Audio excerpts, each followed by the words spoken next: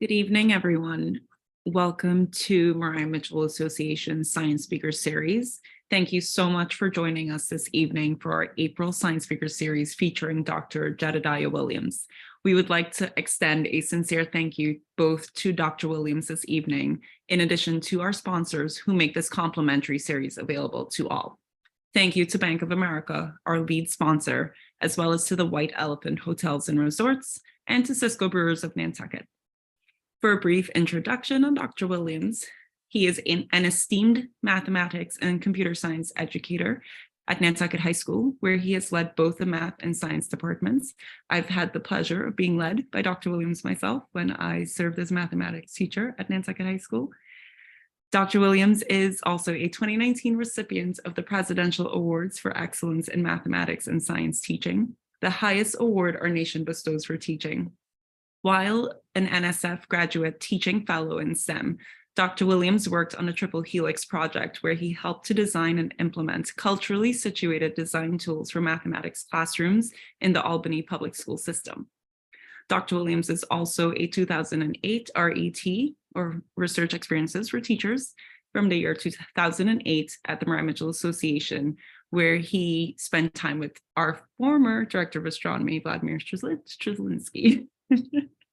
Dr. Williams's primary area of research is computational dynamics for the simulation of robotic systems. And in 2014, he was a member of Lockheed Martin's team of finalists in the DARPA Robotics Challenge. While teaching, he has continued to research and develop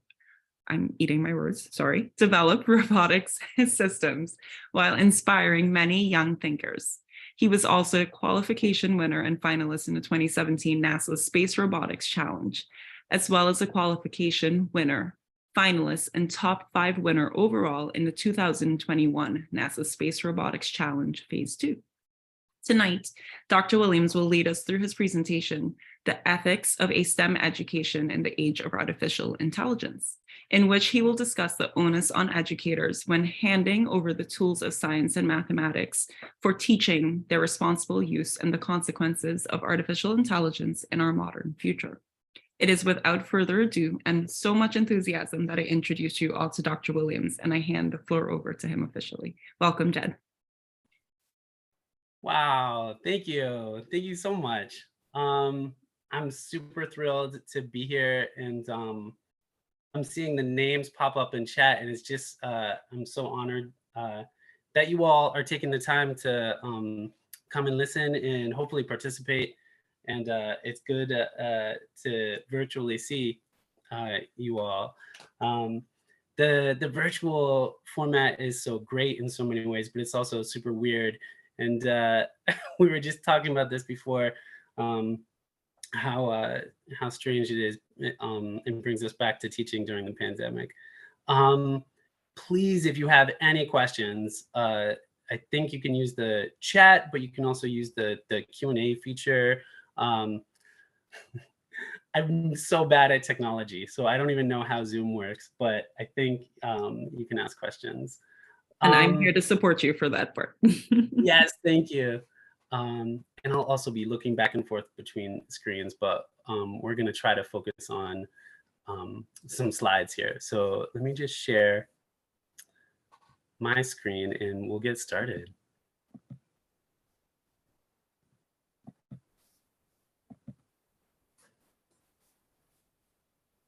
Okay, so the ethics of STEM education in the age of AI. And I was thinking about this when I gave this talk, this title. It's kind of a little bit ambiguous intentionally. That title could lead to so many things. And we're going to talk about a few different things, but the ethics of STEM education in the age of AI. There's just too much to talk about. We can't talk about like enough. Technology is super powerful, and the tools that are powered by mathematics, and our students that are graduating are going on to study mathematics, computer science, engineering, and they are involved in these products. have huge influence over our society, over individuals, even if it's something like through social media. But there's also, of course, military applications, education applications, applications in law. And additionally, as new technologies develop, there's a whole body of law that has to develop around those technologies. The gist is this: math-based technologies are ubiquitous, often do not work, and are capable of broad and arbitrary harm. And I'll elaborate on that quite a bit tonight. Excuse me. So the question is, to what extent should ethics be incorporated into secondary mathematics education, or even primary, middle?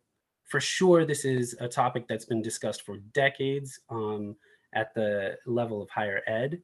And it's a really tough question to grapple with. Like, how much ethics should we cover in, particularly from my perspective, in math classes? There's a wonderful talk by Ruha Benjamin. Oh, and I should mention, these slides are all available. You can see the URL down in the bottom left, jedediyah.github.io/MMA2023. And all of the videos and resources, everything is linked to. So Janelle, if you could drop the link in the chat, that would be wonderful, just for people's convenience. And yeah, everything's clickable. You can revisit the slides. You can use the resources. So Ruha Benjamin, if you click this link, you can see this talk that she gives. Has a wonderful quote in that talk where she says, yes, train these young people to get these skills. She's talking about technology skills. But integrate into that not only the technical capacity, but the critical capacity to question what they're doing and what's happening. To me, it is not true empowerment unless people can have the power to question how these skills are going to be used. And we'll elaborate on this and talk about why that's important. There are a lot of really great, interesting books that have come out in the last few years.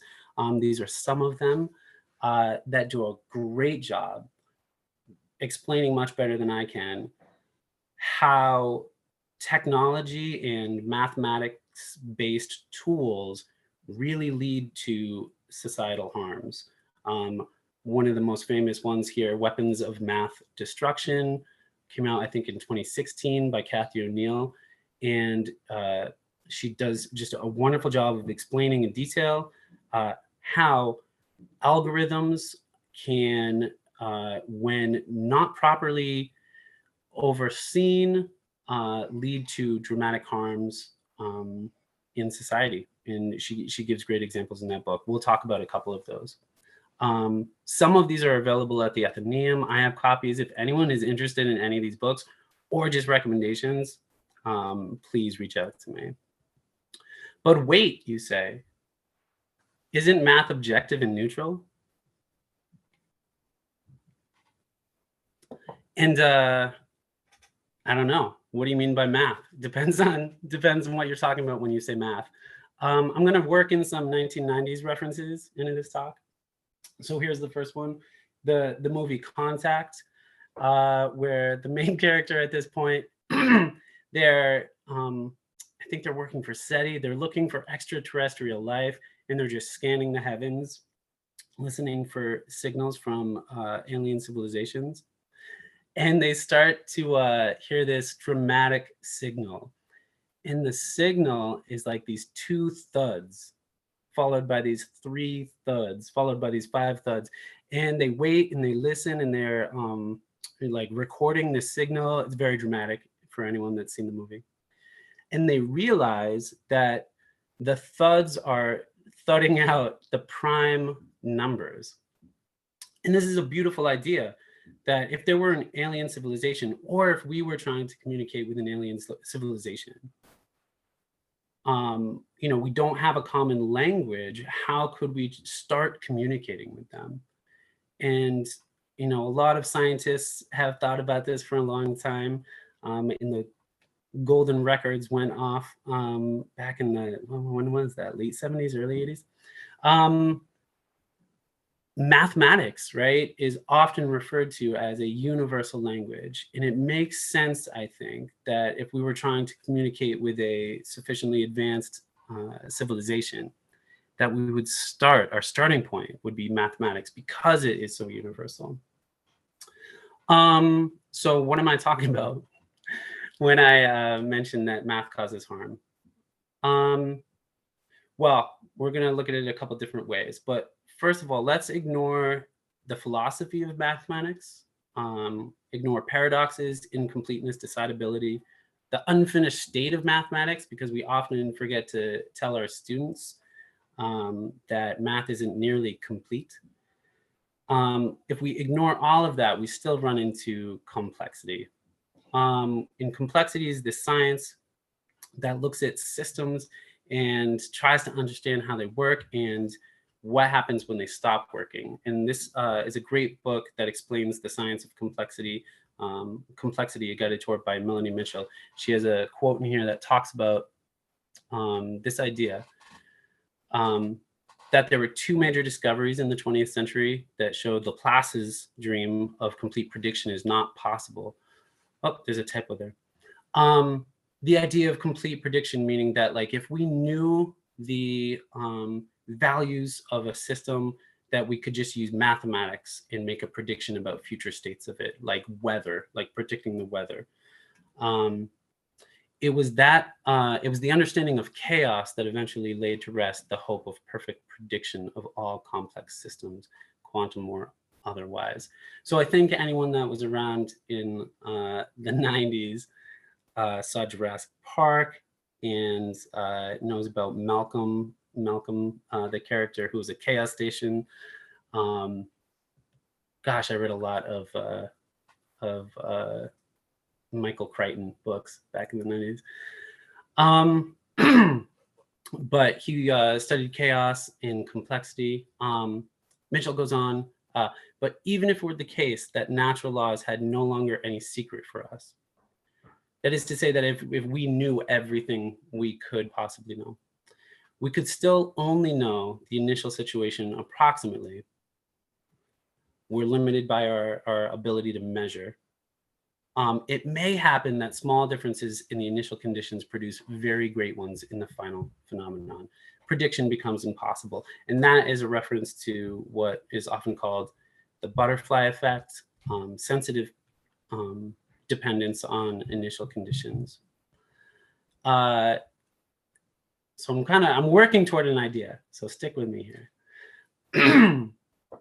Here's a fun animation from Twitter of a chaos pendulum. In fact, it's like, I forget how many, like 30 chaos pendulums all started at the same time.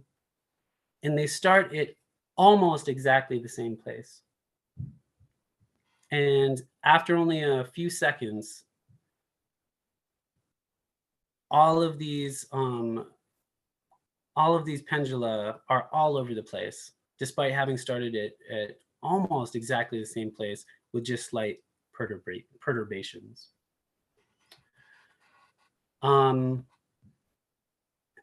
There's my man, Malcolm. The lack of humility before nature that's being displayed here staggers me. The lack of humility that I want to talk about, and then come back to what we should be addressing with our students in terms of ethics, is that there's a huge movement now to, especially with machine learning algorithms and AI, to just throw data at algorithms and pump out some predictions and put too much faith into those algorithms to give us good predictions. And often the predictions are bad. They're just not good, but because they come from computers, from algorithms, there's this sense that we project onto these predictions of some authority, sort of the authority of mathematics, right? It came out of an equation, so it must be right? Math is math. But We know from complexity science, we know from chaos, that even if your math is correct, you can still not be guaranteed to make good predictions. You can still come out with bad results. There's a huge body of research that demonstrates exactly this. So I'm going to go through just a couple of examples here. This paper, The Fallacy of AI Functionality, really lays out just how bad AI actually is. We hear a lot in the news about AI tools. We don't hear as much about how bad they are. We hear a lot of the good things and the impressive things. But it turns out a lot of AI tools just don't work, sometimes at all. And the ones that work sometimes, we tend to put too much authority into their decisions and let them influence us maybe a little bit too much. This is one of my favorite papers, The Impossibility of Automating Ambiguity, which really goes into just exactly what I've been talking about, that given complex situations, excuse me, so not like the most basic things that you might see in a middle school, maybe high school classroom, but given real world complex scenarios, the math that we tended to use in the classroom might crank out some nice numbers, but there are, as we're going to see more and more in the next 20 minutes, lots of consequences when those predictions are wrong.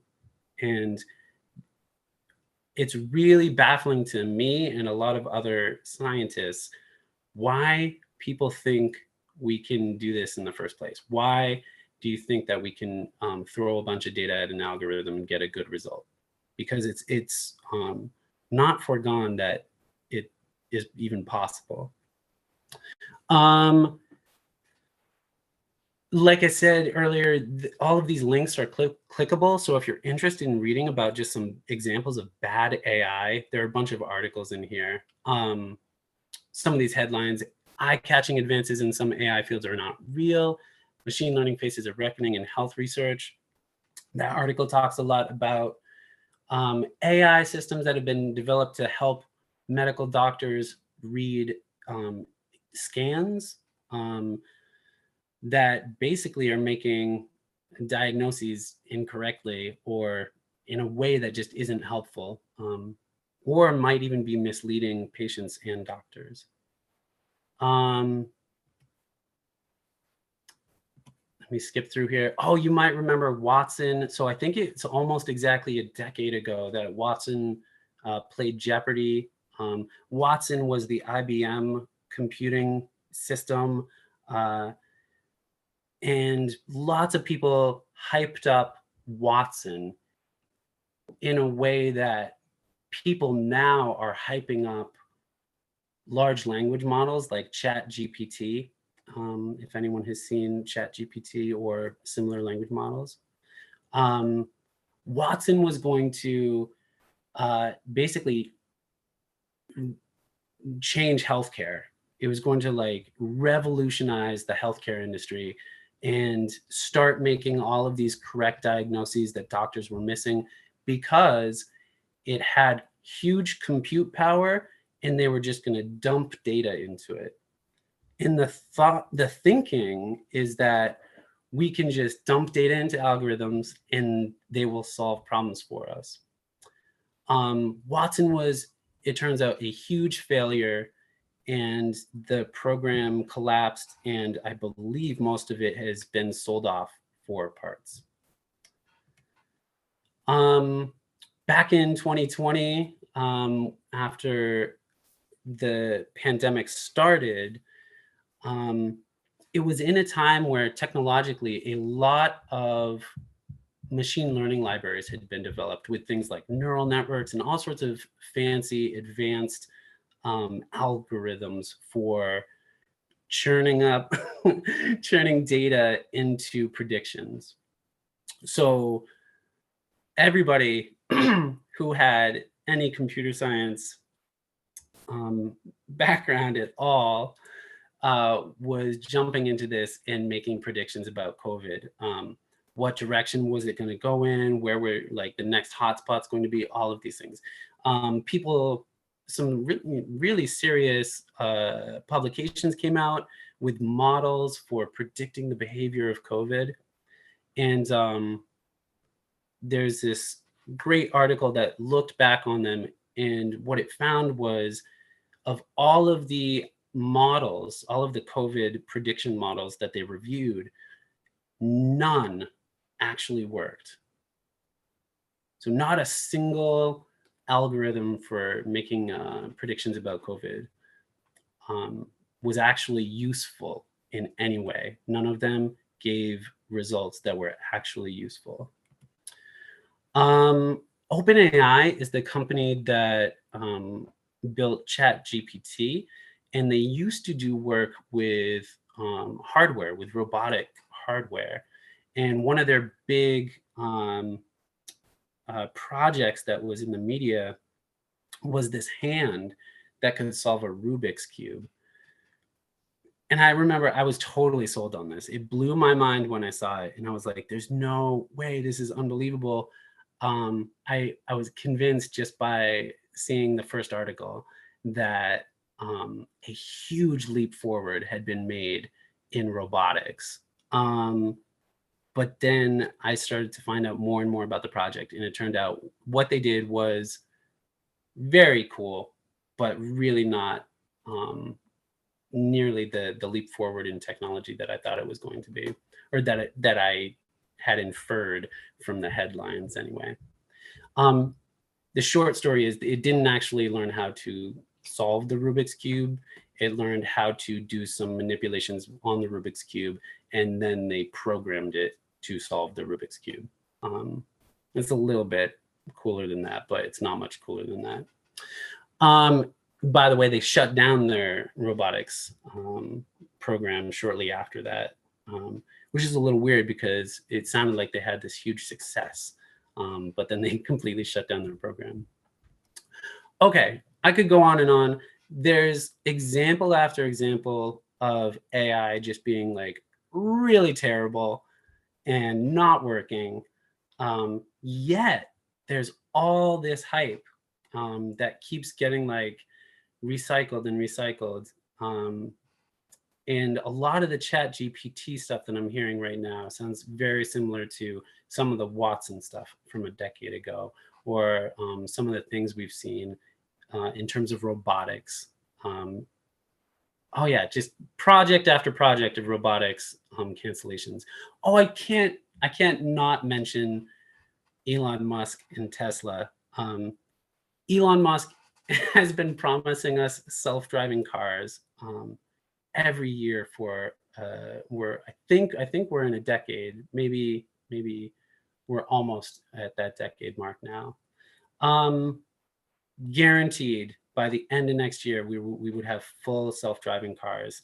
You should be able to sleep in your car on the way to work, is what he said, I think, every year for about 9 years. Do not fall asleep in your car. I don't care what kind of car you have. Don't fall asleep in it. You will probably get hurt. And I want to mention that there's also a reproducibility crisis in multiple fields, but this includes machine learning. Lots of published papers that have had really great results in machine learning. It turns out that their results can't be reproduced. So far my big point is that AI is garbage, and don't fall asleep in your Tesla.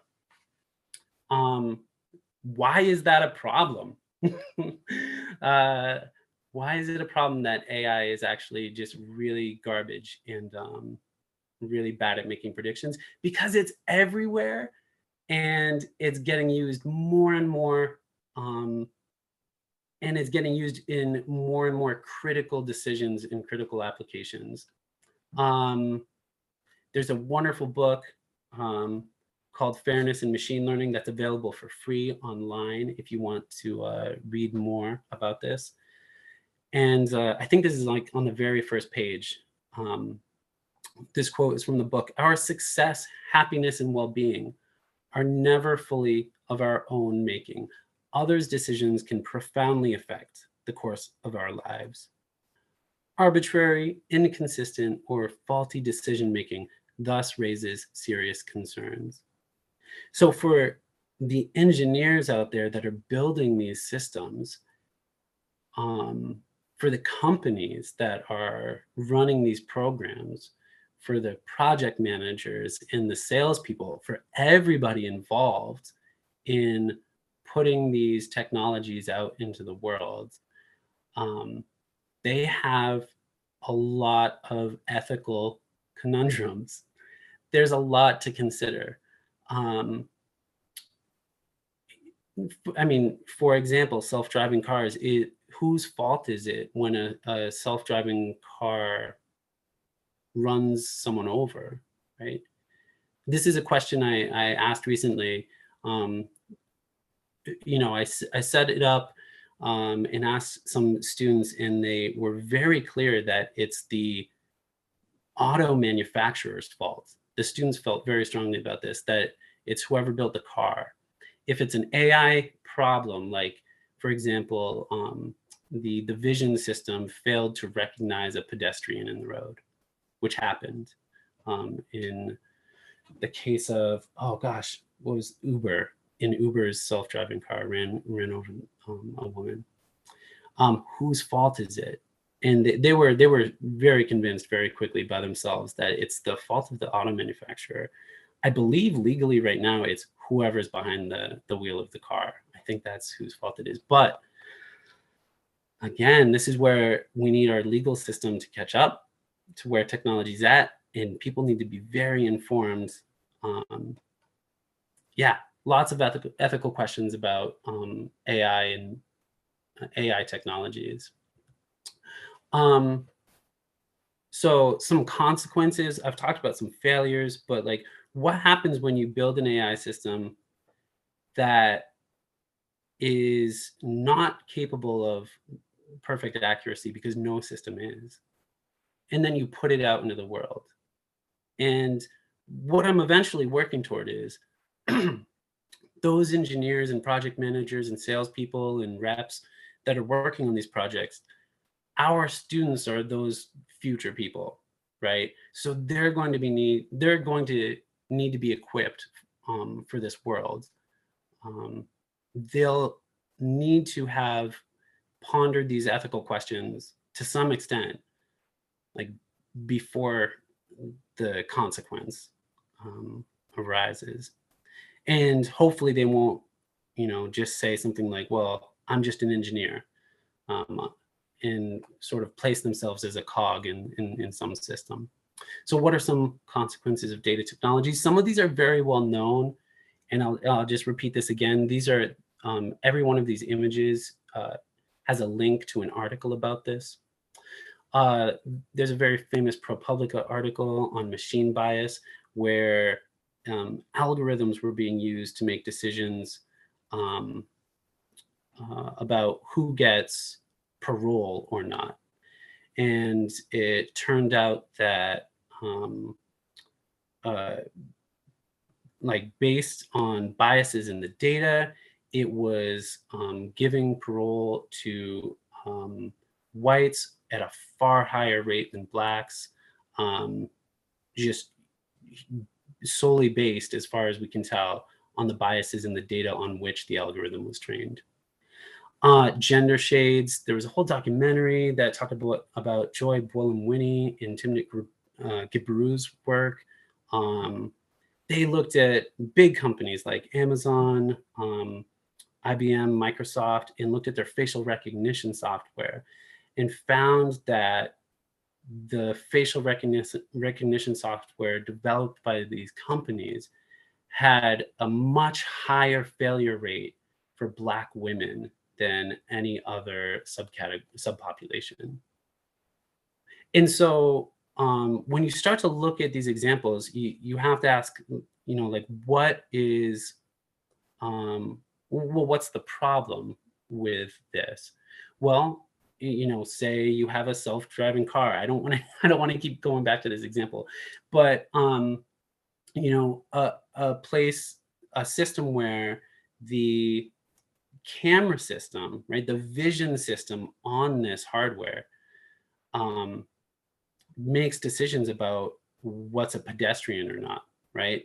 And if a certain subpopulation is in particular misidentified at a much higher rate than other subpopulations, then self-driving cars become much more dangerous for that particular population. And obviously, there are concerns with scenarios like that. There's Amazon's scanning tool for scanning resumes that turned out to just not like women. Gaydar, so researchers who used images of people's faces to attempt to determine their sexuality. I'm not sure why they were doing that in the first place, but when you consider the number of countries in the world where it is illegal to be homosexual, in several of those countries it is punishable by death, you might want to rethink putting a technology out there that could endanger lives, and especially a technology that probably doesn't actually work correctly anyway. So you put out this tool that people might just be using to arbitrarily arrest people that for some reason this algorithm thinks are gay. Islamophobic. I'm realizing if there are any questions, like I'm basically just giving a nightmare scenario about how terrible AI is. So if anyone wants to break that up with some upbeat questions, feel free to jump in anytime. Remember after September 11th, when Islamophobia was a gigantic issue? Well, that was on the internet. So all of the models that are trained on internet data,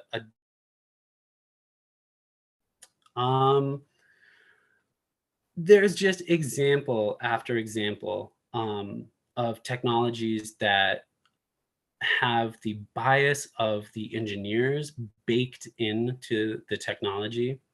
So I'm not sure if you can see these very well, but in the top left, there's an example of a user who's trying to create an account on a platform, and their last name is Yu, which is 2 letters long, YU. But whoever created this platform didn't realize that their last name's shorter than 3 characters. So you can see they're running into a problem because they can't actually create an account with a name, a last name that's shorter than 3 characters, which turns out to be very common in the world.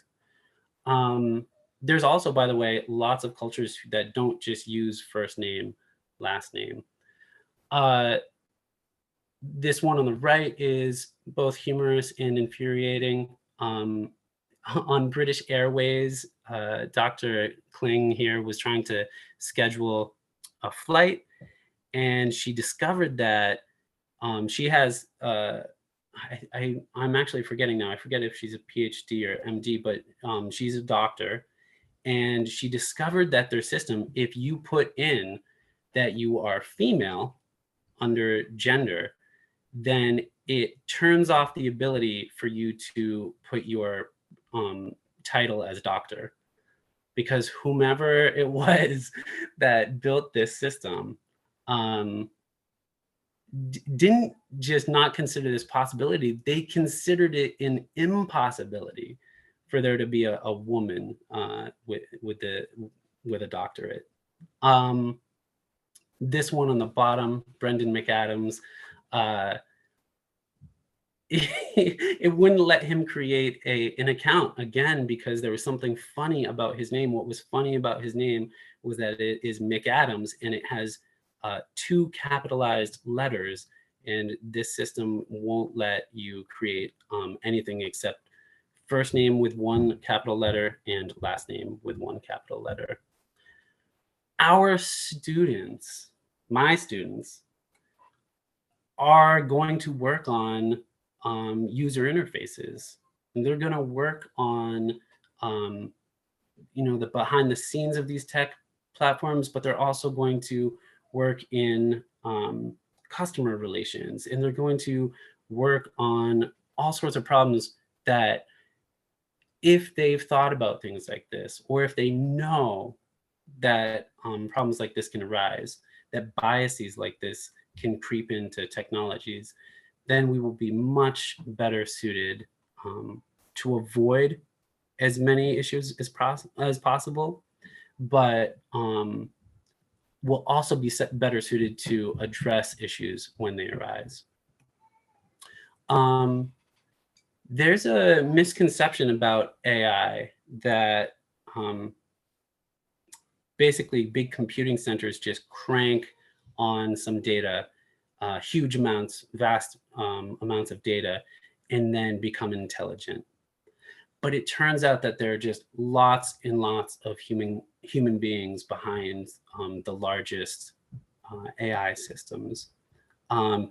Many of those human beings are in other countries and are essentially exploited and paid very little to do what is sometimes very traumatic work.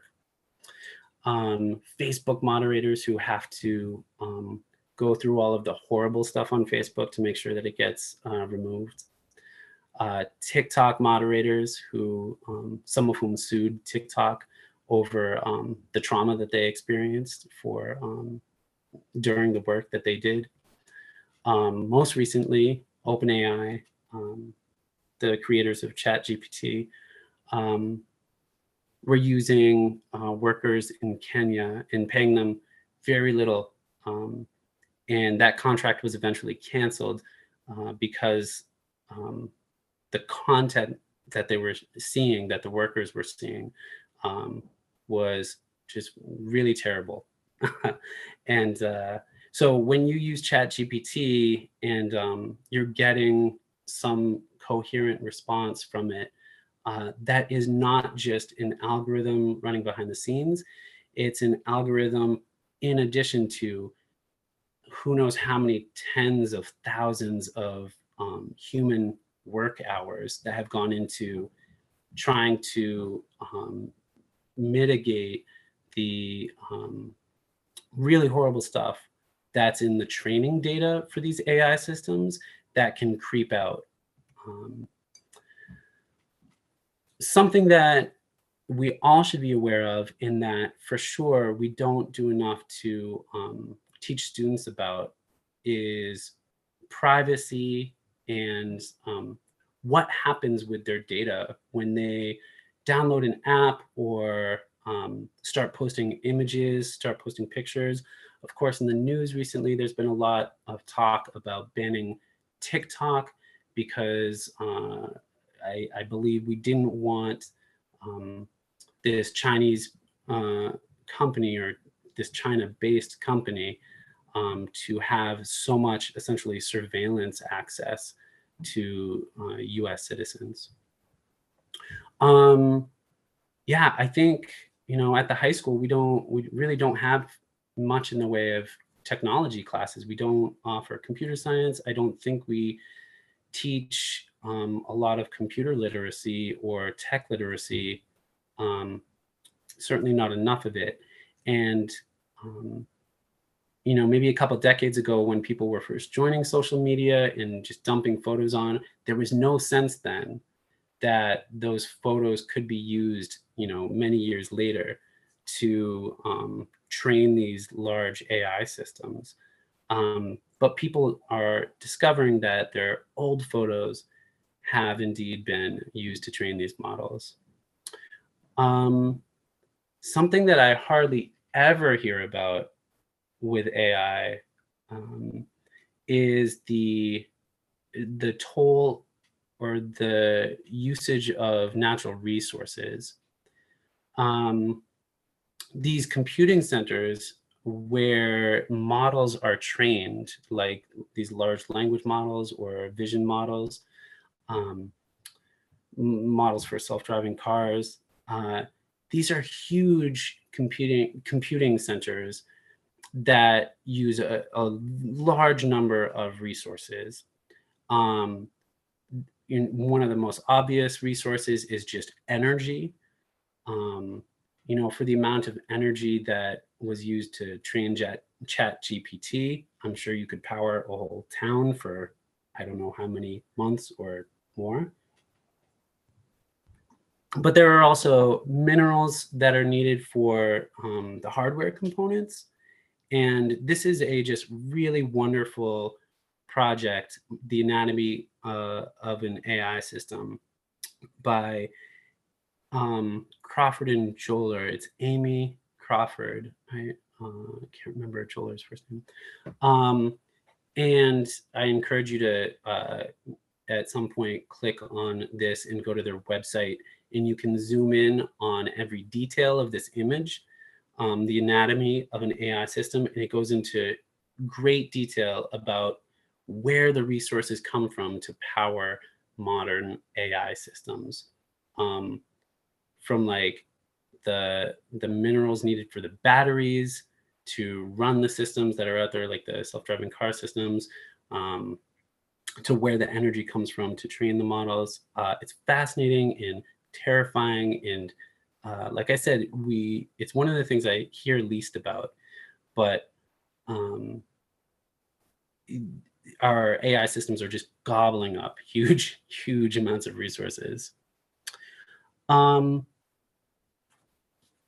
Dual use of artificial intelligence. So if you want to use AI, for example, to discover new drugs, that's fantastic. And it might be very good at doing that, but it might also be very good at finding toxins or poisons or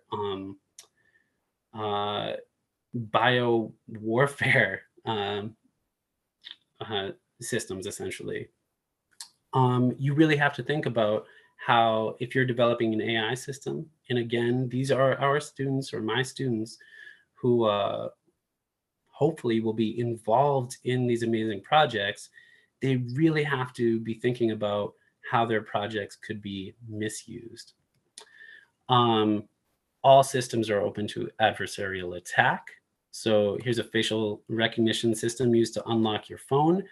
And this gentleman has 3D printed a copy of his own face and found that it successfully unlocks his phone. So anyone with a copy of his 3D printed face could open up his private phone information.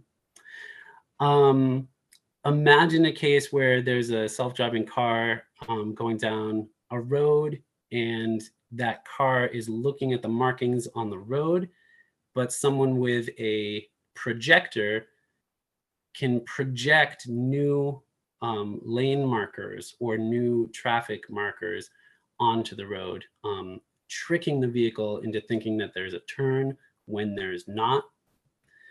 McAfee, the computer virus company, did this really incredible experiment a couple years ago where they took a self-driving car and they went out into a parking lot and they took a 35-mile-per-hour speed limit sign. And you can see the 3 here is just extended a little bit in the middle. They took some black electric tape, like 2 inches of electric tape or something like that, and just extended the middle of the 3. And the result was that the self-driving car thought the speed limit was 85, not 35 miles per hour. And sure enough, it saw this sign and just gunned it in the parking lot and attempted to reach 85 miles per hour. This is, if you want to just hear if my ranting about how bad AI is, if you enjoy that and you want more, Melanie Mitchell has a wonderful talk on the brittleness of AI. And the link is here on this image in the slides if you can get to that. Melanie Mitchell is amazing. She wrote one of those books at the very start that I showed, and really is just super knowledgeable about AI systems. She's been working in AI for decades, and she tends to me to be sort of like the voice of reason whenever there's a lot of AI hype. Okay. AI is terrible. The big picture, from my perspective as a mathematics teacher, is that when handing over the tools of mathematics, we are responsible as educators for teaching their responsible use. I don't think that we can just say, well, I'll focus on the math, because math is math, and I'll teach them how to multiply and divide or whatever. I won't talk about anything that you can do with math. I'll just talk about the math. But I feel strongly that it's a sin of omission when we fail to acknowledge the consequences of the content we teach, consequences which include ethical and technical pitfalls that my students in the future certainly will come across in one way or another. The subtle picture is that there really is not a simple solution. There's no checklists that, like, if you've done these things, then like you're ethical and your AI system won't cause any harm. There's a lot to think about. Predicting, detecting, and mitigating harm and discrimination in data technologies, that's really complicated, and it's active areas of research right now. So I want to, just in the last few minutes here, talk about an example project that I do in my classes. And it's much less dramatic than like the horrible nightmare information I've given you tonight. But I want to demonstrate how questions of ethics can start to creep in to math education. So data science is huge right now, and there's a data science project we do where we follow this data modeling process, where we get some data, pre-process it, explore the data, make a model, and then communicate about our results. Really important to recognize that in the real world, this all happens within some environment, and that environment often is society. So just, when you mention that to students, it's building in their understanding that their products that they will work on in the future will have impacts in the environment into which they're deployed. This whole process can work as a critical framework. Every single step in data science offers a new way to incorporate like bias or exploitation or harm. So in the example, I'm going to skip ahead real quick. In the example I'm going to give, how high does a bouncy ball bounce? That's the project. And it doesn't sound like a lot of harm could come from that, because it can't really. But we start doing this project. Here it is from this year. We drop a bouncy ball. We measure how high it bounces. And we do that for several drops. And then we try to find a line of best fit. And again, here's a place where oftentimes I think in math ed, we just tell them, draw the line of best fit. But another approach could be actually do some work on regression and what that means, and allow students to build the understanding that when they're creating a model on data, really they're just finding some mathematical optimization on that particular data, like in that particular context. And it can still be exceedingly mathematical and technical. But as they do it, they can realize they're making choices. And so these numbers all just represent different models that students came up with when we were fitting our lines to our data. So all these students had different models to the same data. And when they realized that, people are modeling the same exact data, but with different models, again, they start to realize that they're making choices along the way. And when they make choices, there are consequences to those choices. And they're building into their model some sort of bias. Okay, I'm going to skip this for now. To wrap up, I just want to say, yeah, okay, here's the last thing. We should also let students observe models breaking. So one of the last things we do with our bouncy ball model is we make a prediction for dropping it in this main corridor, this main stairwell, rather. And our prediction is always wrong. And in part, that's because dropping it from this height is just way out of the domain of applicability of our model. But if you never get to this part as a teacher, like if I never get to this part as a teacher, if they never see the model breaking, then they just don't know that models break. So, you know, I don't ask them how high will a bouncy ball bounce, and then we look at data and I'm like, and that's why there's racism in technology, right? It's not like that. It's more like we see how systems are built, like real world systems, and we see how systems fail, and we understand that models are useful, mathematics is useful, but it also has limitations. And that's pretty much it. Yeah, how high does a bouncy ball bounce becomes how much can we minimize the error of a linear model when predicting how high this particular bouncy ball will bounce in this room, on this surface, at this temperature and humidity, when dropped from rest at a height of no more than 2 meters. Yeah, so mathematics has context. Conclusions. Math leads to important ethical considerations. I hope I've convinced you to be skeptical of AI. The vast majority of it is just broken and does not work. And I love talking about it too. So if you're ever like, Jed, I think I found some AI that's dope and it does work, and send it to me and I'll check it out. I would love to see systems that work. It's just I'm just too used to seeing them fail. So mathematics leads to important ethical considerations, and we should help students avoid becoming evil. And I think the way we do that is just talk about the consequences of mathematics. And that's it. That's my talk.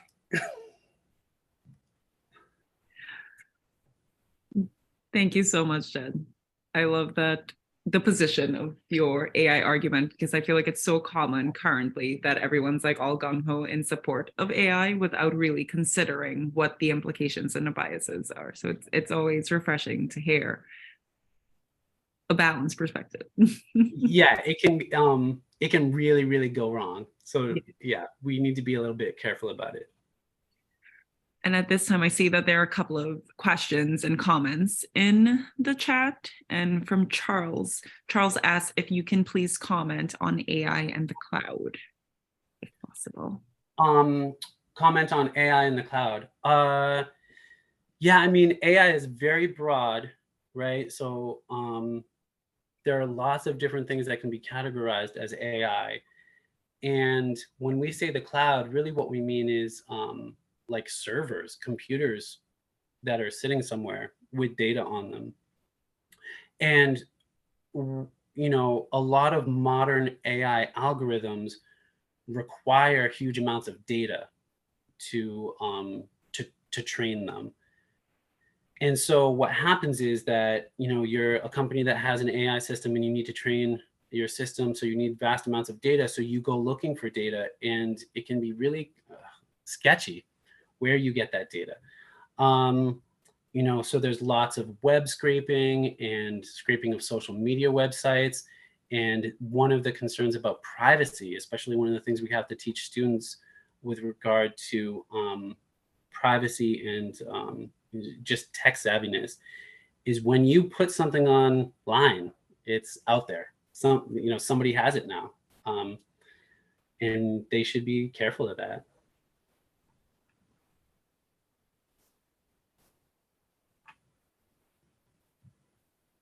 Sorry, I was muted. Nancy Morrison, I said thank you before that, left a comment, not a question, but she dropped a link in the Q&A section from data centers, digital lifestyles, and water use. So I'm enthusiastic to check that out shortly. Yeah, same. like Yeah, that. just I can tell just from the link that I'm gonna like it. Data centers, water use. Yeah, I'm sure it's disturbing. And we have a question from Paul. A group of scientists, business leaders, policymakers, etc., have promised a pause on AI development. What is your perspective on a pause? Is it realistic? And alternatively, what about the idea of a kill switch controlled by the government? Oh yeah, fantastic question. So the pause is not really a realistic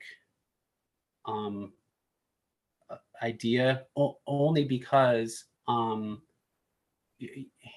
you know, no one will do it. Like the people that we would want to do it just won't. They might lie about it and say they're pausing, but they would still be working on it.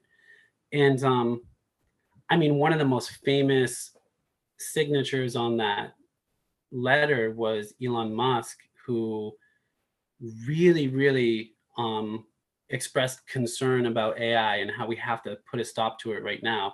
And then a week later announced his AI company that was coming out. So people recognized immediately that he wanted the pause, and others on that list as well, so that they could catch up to where some of the new systems are right now.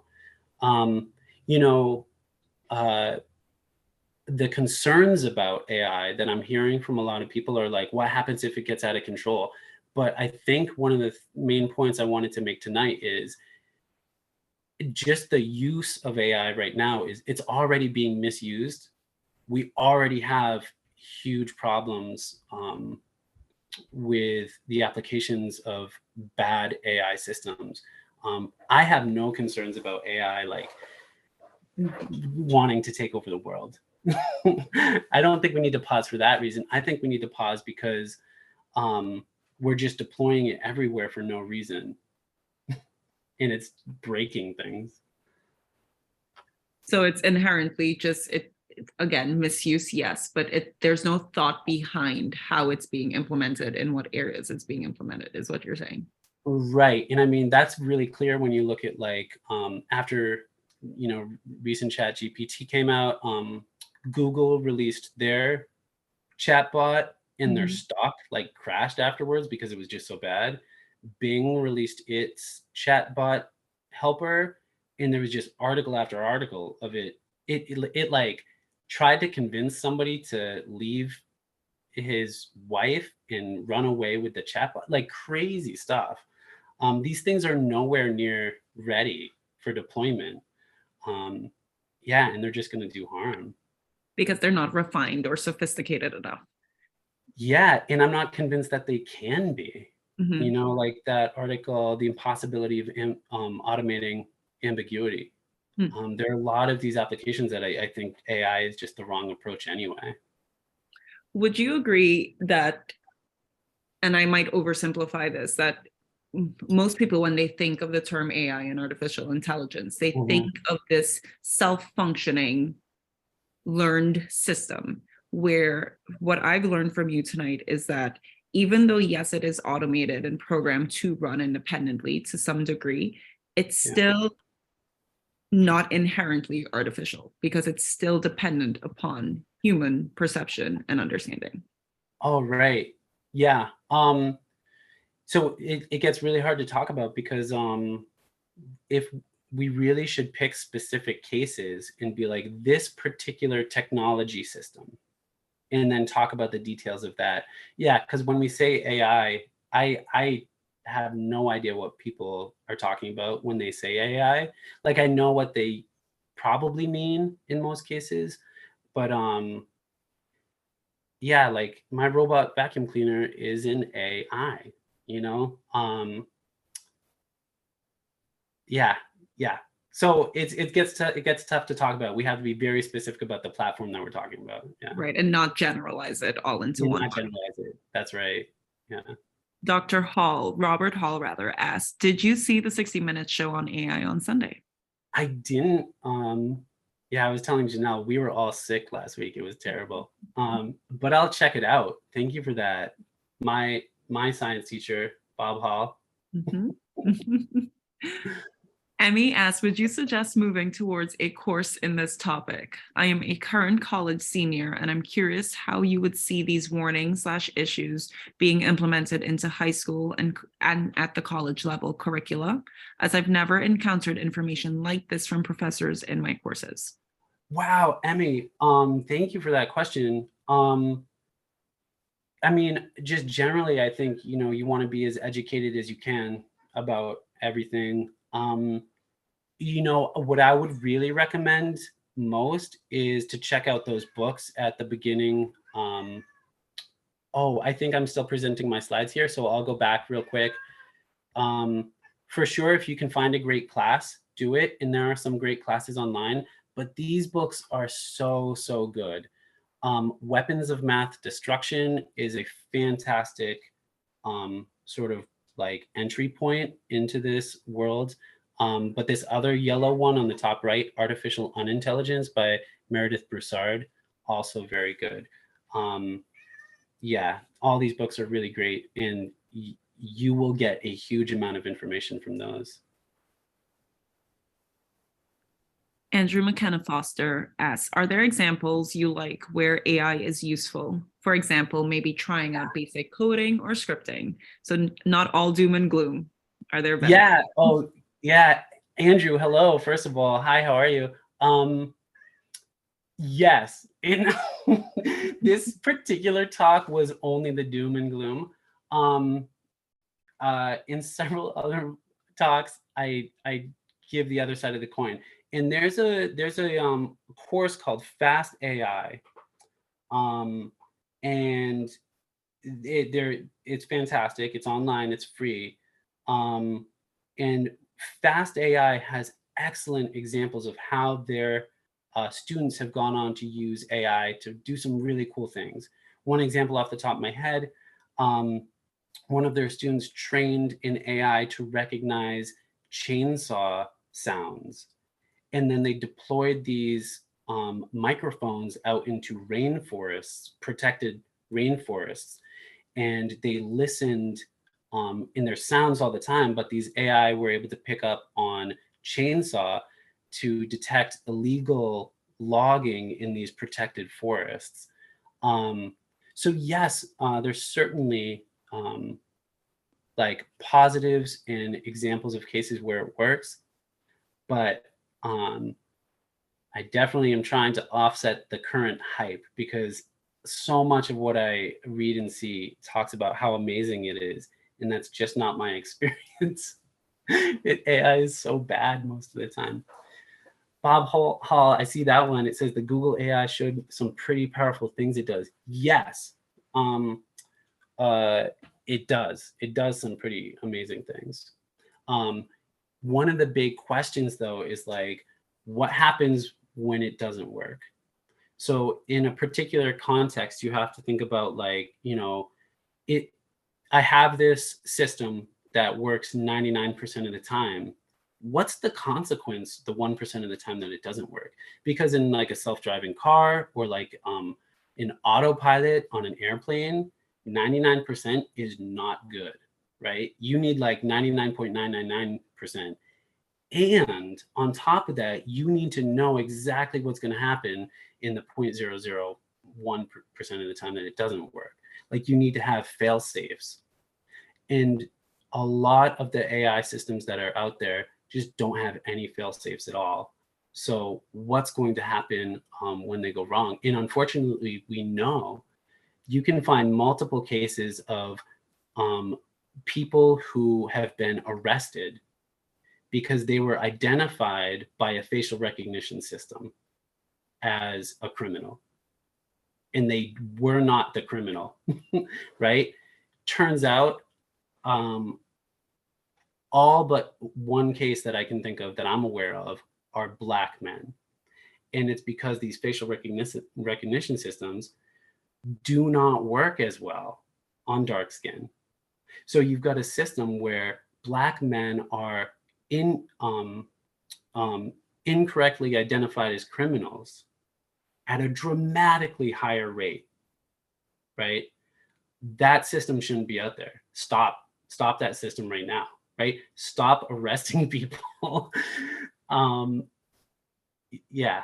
So again, there are amazing, really impressive technological things happening, but and this comes back to the ethics. If you're going to put an AI system out there, you've got to know what to do when it doesn't work, because there are going to be times when it doesn't work.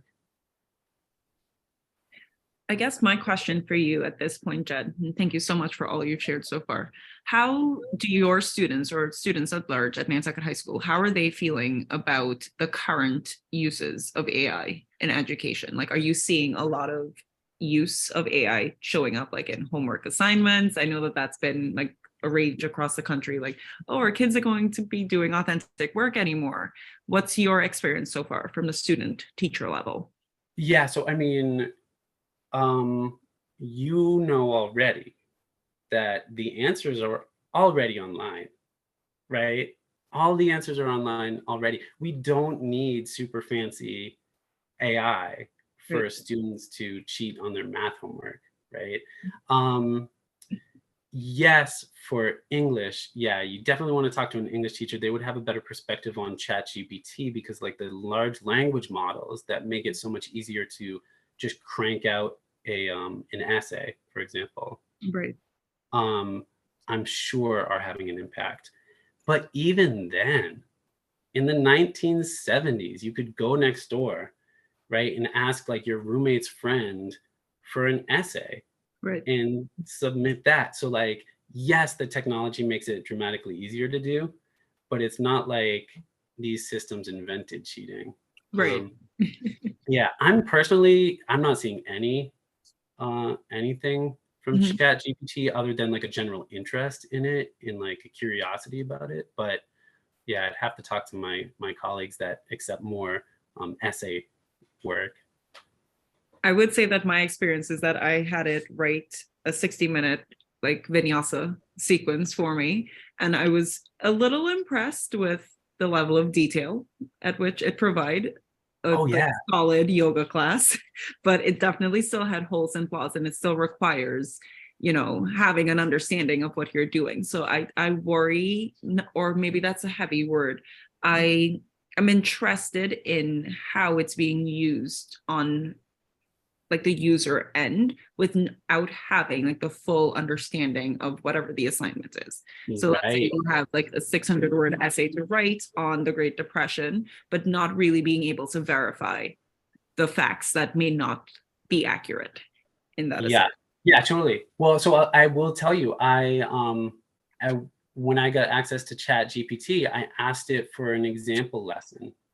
Mhm, I asked it to write me a lesson plan, mhm. just to see what it would do. Yeah. And it gave me a very like solid lesson. There were a couple things like that I changed, but part of the lesson linked to an article by an author that did not exist. The articles looked like a real article, but if you tried to go to the URL, it never existed. And I tried to Google the author that it said, and I think that it was a real person, but they had never written in such an article as this. So yeah, for sure, you have to be careful about it just making stuff up. And that gets into all sorts of stuff. Like people call that hallucination on Mhm. the AI's end, but that's really anthropomorphizing the heck out of AI, because like Right. this, to use the word hallucination, is projecting these um, Human-like traits. human-like traits, yeah, that I don't think exist there. Right. Feels like a reach. Feels like a reach to me. I think in summary, there's another Yeah, I question. see Paul's You can go for question. it. Yeah, can you imagine that AI could be used/abused in the near term to spread disinformation about 2024 elections? I am certain that it was used in the previous election, undoubtedly. Um, one of the big issues as these technologies get better is like it's very easy to put out like what looks like a video of a politician, and it sounds like them, it looks like them, and it can basically be saying anything. Um, we need ways, we need like to develop better ways of fighting against misinformation. Um, I think quite famously, especially in like the 2016 election, um, we observed that misinformation spreads at a much higher rate than information, and it's even after it's disproven, the rate of spreading the corrected information is basically zero because nobody cares about the corrected information. Yeah, that's already something that we're having to deal with. But don't forget that the stupid approach works too. You don't need fancy AI systems. You can do some fancy things with them, but the stupid approaches often are very effective and cheaper. I guess my final question as we start to wrap up is, because you talked about, the image that you had, the anatomy of AI and all of the resources that are required in order to build an AI system or to run an AI system.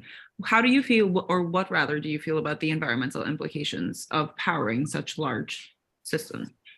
If I Yeah, one of those books, Kate Crawford. Oh, I think I said Amy Crawford earlier. I don't know why. Yeah, Kate Crawford, that bottom book, Atlas of AI.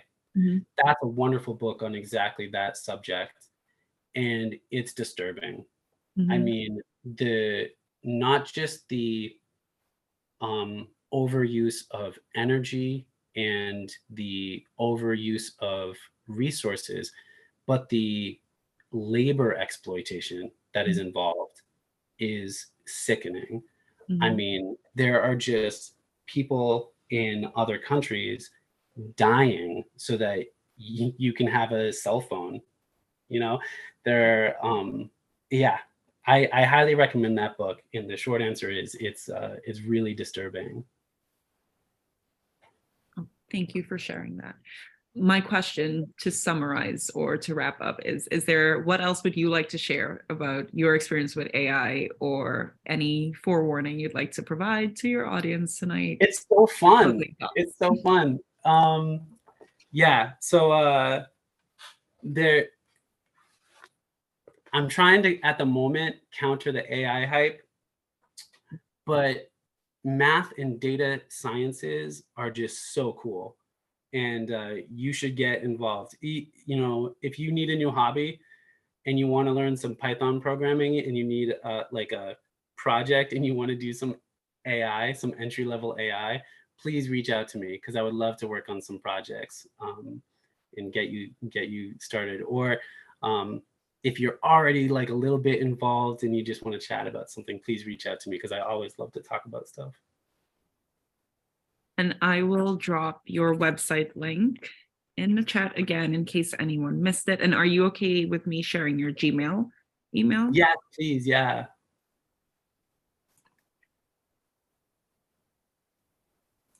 Perfect. Well, Jed, I just wanted to say thank you so much again for being featured on our Science Speaker series. It's been such a pleasure to continually learn from you. I've been learning from you for years now, and I'm just always in awe of the information that you have, and that the capacity at which you share that with not just with adults in your lives, but in your life rather, but also with your students. And I know that your students think highly of you, and that they definitely, after taking any of your classes, have developed a stronger sense of thinking or independent thinking, which I have the utmost respect for. You're too kind. Thank you so much. Thank you for having me. And just once again, anybody reach out. And Emmy, I don't know if you're on island, but stop by the high school. I've got a book you can have, and you can read all about AI. And thank you all so much for coming out. And it's been such a pleasure hosting you this evening. And again, I'd like to say thank you to our sponsors. Again, Bank of America, our lead sponsor, White Elephant Hotels and Resorts, as well as Cisco Brewers of Nantucket. And I am Janelle Gurley, Director of Science and Programs at Mariah Mitchell Association, and it's been an honor and a pleasure to host you, Jed. Thank you so much for your time this evening and your attention to detail, as always. Thank you. Bye, everybody. Bye-bye.